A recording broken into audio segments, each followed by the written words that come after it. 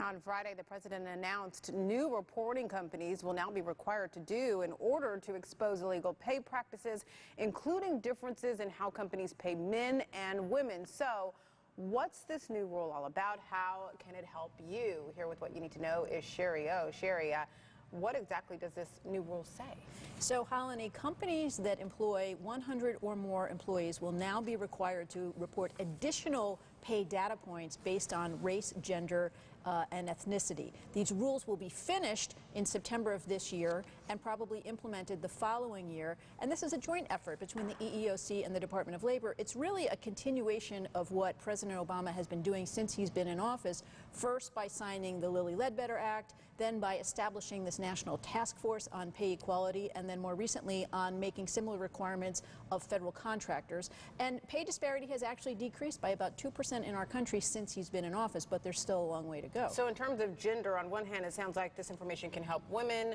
On the other hand, it doesn't look like it's, or it is a big burden on companies. I don't know. You tell me. Well, here's the thing. Most analysis show that it will require about 70,000 employees to spend additional time on this reporting. But the thing is that 50 years ago, Congress decided that pay discrimination should be illegal with the Civil Rights Act, Title VII, and then the Equal Pay Act, and they created the EEOC to have the enforcement power to do this, to collect this type of information, do investigations and lawsuits.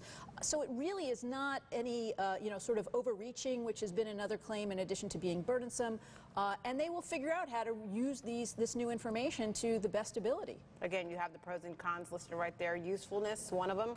100 employees, that's the cutoff. Well, yeah, because, we have many companies that fall within that bucket, but so many employees still are going to be outside of that bucket. How can the new rules help us or impact us? Sure. Well, about 63 million people will be covered by this. And we can presume that employees are going to be more careful when it comes to self-monitoring because they're not going to want to look good on this reporting. Right. The EEOC will also be able to use this information to better target its investigations and lawsuits and use its resources. And hopefully women who do stand up and claim pay discrimination will now have some factual data points to back that up. And even segments like this really just raise awareness because as someone, I myself actually pursued a former law firm for pay discrimination. And I can tell you it's very, very difficult for employees to stand up and do something about that. And in cases when there is a settlement or the employee does win, as was the case in my case, you have to sign a non-disclosure. So the information about this, you can't. You really don't know. So this is really a move in the right direction. Okay, Shari, something to keep an eye out for. Thank you so much. Sure.